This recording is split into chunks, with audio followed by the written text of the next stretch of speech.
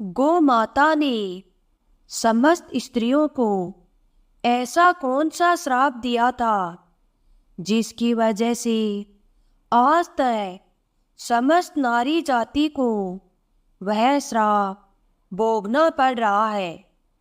गौ माता का ऐसा श्राप जिसे टाला नहीं जा सकता, उसी की वजह से आज भी समस्त नारी जाति को वह श्राप भोगना पड़ रहा है। गौ माता का वह कौन सा श्राप था जो प्रत्येक स्त्री जाति को भोगना पड़ रहा है। एक समय की बात है जब भगवान कृष्ण जी अपनी राजगद्दी पर विराजमान थे, तब उनके पास देवी सत्यभामा आती है और कहती है कि हे प्रभु, मुझसे आज मेरी एक दासी ने पूछा कि पहले स्त्रियों के बच्चे होते थे तो वह पैदा होते ही चलने लगते थे, लेकिन अब ऐसा नहीं है। ऐसा क्यों है प्रभु? मुझे इस प्रश्न का उत्तर जानना है, इसलिए मैं आपके पास आई हूँ। कृपया मुझे इस प्रश्न का उत्तर बताइए। तब भगवान श्री कृष्ण जी कहते हैं कि हे सत्यभामा, तुम्हारा यह प्रश्न समस्त स्त्री जाति के लिए अत्यंत महत्वपूर्ण है। अगर आप इस प्रश्न के उत्तर को जानना चाहती हैं तो ठीक है, मैं आपको एक कथा सुनाता हूँ। आपको इस कथा के माध्यम से पता चल जाएगा कि किस वजह से स्त्रियों के बच्चे पैदा होते ही चल नहीं पाते हैं। तब देवी सत्यभामा कहती है कि हे प्रभु, मैं इस कथा को अवश्य ही पूरा सुनूंगी। कृपया आप कथा को सुनाइए। तब भगवान श्री कृष्ण जी कहते हैं कि हे सत्यभामा, एक नगर में एक रामू नाम का व्यक्ति रहता था। रामू एक स्वार्थी व्यक्ति था। रामू के पास में एक गाय थी। वह गाय दूध देती थी और रामू उस गाय को हरा भरा चारा खिलाकर उसका दूध निकाल करके उस दूध को बेचा करता था।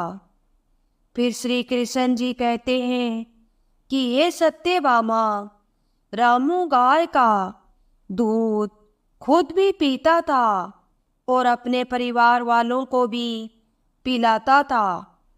उसके दूध की वजह से ही रामू अपने घर की दिनचर्या चलाता था। श्री कृष्ण जी कहते हैं कि ये सत्यभामा, धीरे धीरे रामू का समय इसी तरह से व्यतीत हो रहा था। फिर कुछ दिनों बाद ही एक समय ऐसा आया कि जब रामू को गाय ने दूध देना बंद कर दिया। जैसे ही गाय ने दूध देना बंद कर दिया तो रामू ने उस गाय को हरा चारा डालना बंद कर दिया। और फिर एक दिन ऐसा आया कि रामू ने गाय को बहुत मारा पीटा और रामू ने उस गाय को घर से ले जाकर जंगल में छोड़ दिया। अब वह गाय बेचारी अकेली पड़ गई। बेचारी गाय अकेली जंगल में इधर उधर भटकने लगती है और एक दिन जंगल में बने एक मंदिर के पास में पहुंचती है। और भगवान से विनती करते हुए कहती है, हे भगवान, मैं आपसे यह प्रार्थना करती हूँ कि प्रभु, आपने हमें गाय की योनि में डालकर कितना गलत काम किया है। फिर श्री कृष्ण जी कहते हैं कि हे देवी सत्यभामा, वह गाय कहती है जो आपकी 84 लाख योनियों में सर्वश्रेष्ठ योनि मानव की है, वह कितना पाप और कितना दुष्कर्म करता है। फिर वह गाय आगे कहती है कि जब तक मैं दूध देती रही, तब तक उस व्यक्ति ने मुझे अपने घर पर रखा। जैसे ही मैंने दूध देना बंद कर दिया, उसके बाद में उसने मुझे चारा भी नहीं डाला। इतना ही नहीं, उसने तो मुझे घर से बाहर भी निकाल दिया। अब मैं इधर उधर भटक रही हूँ और जंगल में घास खाकर के मैं अपने पेट को भरती हूँ, गुजारा करती हूँ। हे भगवान, आपने जो सर्वश्रेष्ठ योनि बनाई है, प्रभु, यह तो बहुत ही स्वार्थी और लालची योनि है। फिर भगवान श्री कृष्ण जी कहते हैं कि हे सत्यभामा, धीरे धीरे समय व्यतीत होता चला गया। गाय बेचारी दर बदर भटकती रही। अगर कभी वह गाय रामू के द्वार पर आ जाती, तो अब रामू लाठी लेकर के उस गाय को जंगल की तरफ भगा कर के आता। श्री कृष्ण जी कहते हैं कि हे सत्यभामा, फिर जब वह गाय गर्भवती हो जाती है, तो जैसे ही 3-4 महीने का गर्भ हुआ, तो उसी जंगल से एक स्त्री गुजर रही थी। उस स्त्री ने जैसे ही उस गाय को देखा, उसने अपने मन में सोचा कि यह गाय तो गर्भवती है। मैं एक काम करती हूँ, इस गाय को मैं पाल लेती हूँ। जब इसका बच्चा हो जाएगा तो यही गाय मुझे दूध देने लगेगी। तब मैं इसका दूध खुद पीऊँगी और साथ ही अपने परिवार वालों को भी पिलाऊंगी। फिर श्री कृष्ण जी कहते हैं कि हे सत्यभामा, वह स्त्री आगे कहती है कि इस गाय का दूध खूब बेचा करूंगी। लेकिन जैसे ही वह स्त्री उस गाय को पकड़ने के लिए अपने पति को बुलाने के लिए जाती है, और जब तक उसका पति वहाँ पर आता है, तब तक वह गाय वहाँ से चली जाती है। फिर धीरे धीरे और समय व्यतीत होता है। श्री कृष्ण जी कहते हैं कि हे सत्यभामा, जब उस गाय के गर्भाशय का समय नज़दीक आ गया, तब वह गाय एकांत जंगल में सुरक्षित जगह पर जाकर के एक बछड़े को जन्म देती है। फिर श्री कृष्ण जी कहते हैं कि हे सत्यभामा, गर्भाशय के कुछ समय बाद वही स्त्री उसी जंगल में घास काटने के लिए अपने खेतों पर गई हुई होती है। जैसे ही उसने दूर से देखा कि एक गाय ने अपने बच्चे को जन्म दिया है, तब वह उसके पास जाती है और ध्यान से उस गाय को देखकर कहती है, अरे, यह तो वही गाय है। इस गाय ने तो बछड़ा दे दिया। चलो, अच्छा हुआ फिर श्री कृष्ण जी कहते हैं कि ये सत्यभामा, वह स्त्री सोचती है अब मैं इस गाय को पकड़ करके अपने घर पर अवश्य ले जाऊंगी।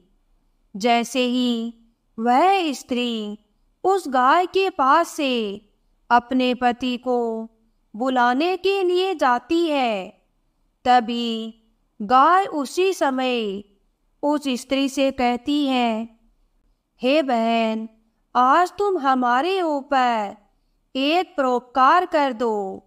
यह हमारा जो बच्चा है, यह पीछे पड़ा हुआ है, इसे उठाकर तुम गर्दन के ऊपर रख दो। मैं अपने बच्चे को लेकर के किसी सुरक्षित जगह पर चली जाऊंगी, क्योंकि यह मेरा बच्चा 8 महीने बाद ही चलने लायक हो पाएगा। भगवान श्री कृष्ण जी कहते हैं कि ये सत्यभामा, ऐसा अभी है, ऐसा पहले नहीं था। पहले गाय का बच्चा 8 महीने के बाद ही अपने पैरों पर चलने लायक हुआ करता था।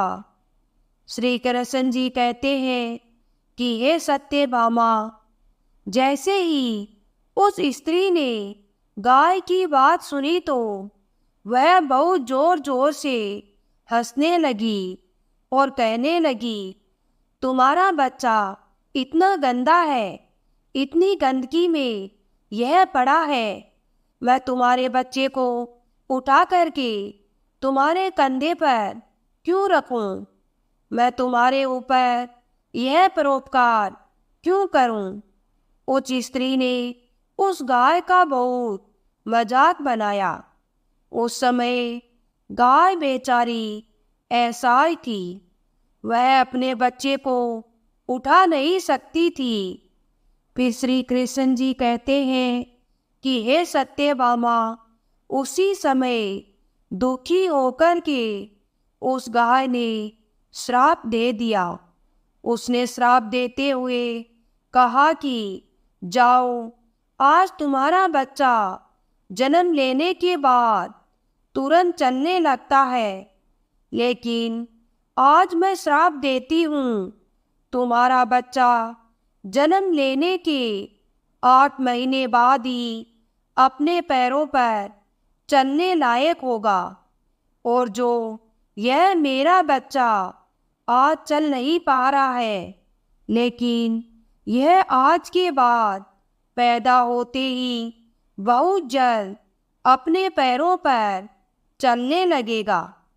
फिर श्री कृष्ण जी कहते हैं कि ये सत्यभामा, इसी श्राप के कारण स्त्रियों का बच्चा अपने पैरों पर पैदा होते ही नहीं चल पाता, क्योंकि गाय माता ने समस्त स्त्री जाति को श्राप दिया था। परंतु गाय माता का जो बच्चा पैदा होता है, वह तुरंत चलने लायक हो जाता है। फिर श्री कृष्ण जी कहते हैं कि ये देवी सत्यभामा, अब तो आपको पता चल गया होगा कि आखिर किस कारण से स्त्री का बच्चा पैदा होते ही नहीं चल पाता, और वह कौन सा श्राप है जो गाय ने स्त्री को दिया था। तब देवी सत्यभामा कहती है कि हे प्रभु, अब मुझे मेरे प्रश्न का उत्तर मिल गया है। इस प्रश्न का उत्तर बताने के लिए आपका कोटि कोटि धन्यवाद। कहा जाता है कि सतयुग में जिस समय सुखदेव जी पैदा हुए थे, उस समय पैदा होने के तुरंत बाद ही अपने पैरों पर चलने लगे थे, और वेद व्यास जी भी जन्म लेने के तुरंत बाद ही अपने पैरों पर चलने लगे थे। यह बात सतयुग की थी, लेकिन कलयुग में ऐसा नहीं है, क्योंकि गौ माता ने समस्त नारी जाति को श्राप दे दिया था। गोमाता के श्राप के कारण उसी दिन से समस्त स्त्रियों के बच्चे पैदा होते ही चलने लग जाने की प्रक्रिया वहीं पर रुक गई। गाय के श्राप के कारण ही स्त्री का बच्चा 8 महीने के बाद ही चलने लायक और अपने पैरों पर खड़े होने लायक बन पाता है, और गाय का बच्चा उसी दिन से अपने पैरों पर चलने लायक हो जाता है। इसलिए किसी की आत्मा को कष्ट नहीं देना चाहिए, और यही सनातन धर्म का सबसे बड़ा धर्म है। गोस्वामी तुलसीदास जी कहते हैं कि दूसरे के दुख में दुखी हो जाना और दूसरे के काम आना सबसे बड़ा धर्म है। इसलिए हमें ऐसा पशु और पक्षियों की सहायता करनी चाहिए। गोमाता के श्राप के वजह से ही जितने भी पशु पक्षी हैं उन सबके बच्चे जन्म लेने के तुरंत बाद चलने लग जाते हैं, लेकिन स्त्रियों के बच्चों पर इसका विपरीत प्रभाव पड़ा। स्त्री का बच्चा जन्म के तुरंत बाद चलने लायक नहीं हो पाता। एक स्त्री की गलती से आज समस्त मानव जाति की स्त्रियों को उस श्राप का दुष्प्रभाव आज भी भुगतना पड़ रहा है।